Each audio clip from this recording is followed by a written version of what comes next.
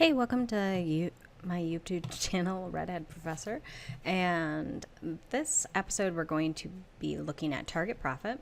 It's a pretty quick episode because it's just an extension of the break-even point, which, just to review, break-even point is the point at which the company's revenue and expenses are equal.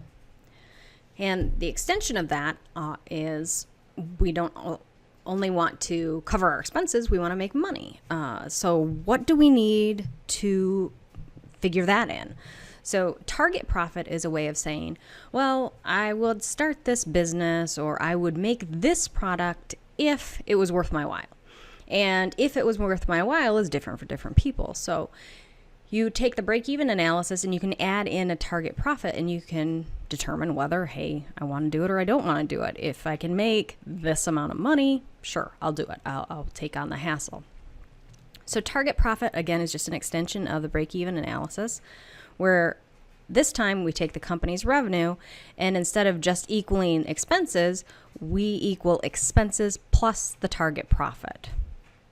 So to show you an example of that, we're going back to Nate Company, and his target profit is going to be $50,000. So previously, when we figured his break-even sales in units, we took his fixed costs and we divided it by the unit contribution margin. Well, this time we want to take his fixed costs of $160,000 and we want to add his target profit of $50,000.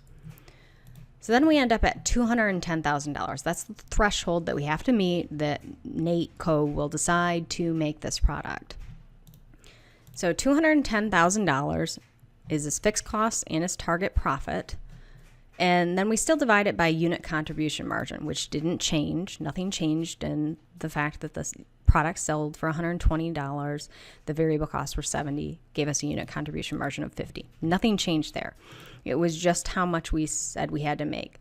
And instead of just covering our fixed costs of $160,000, now we're covering our fixed costs plus the target profit. So we need to change that to $210,000, which ups our units that we have to produce to 4,200. So we have to we have to not only make, but we need to sell 4,200 units to make it a profit of $50,000 and make it worth our while.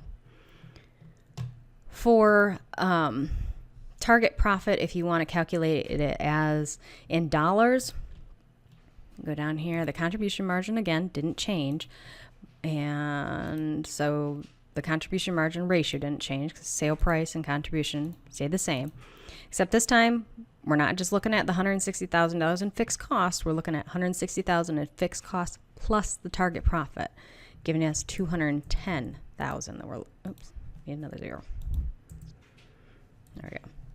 Divided by the contribution margin ratio. So now we need to make $504,000 in sales.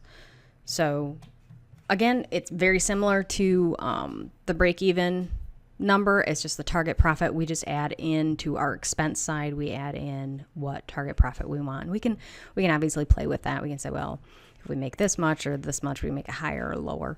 But it's just a determining point because obviously most people are in the business to make money, so not just to break even, but to make money. So this is a good analysis to use for that.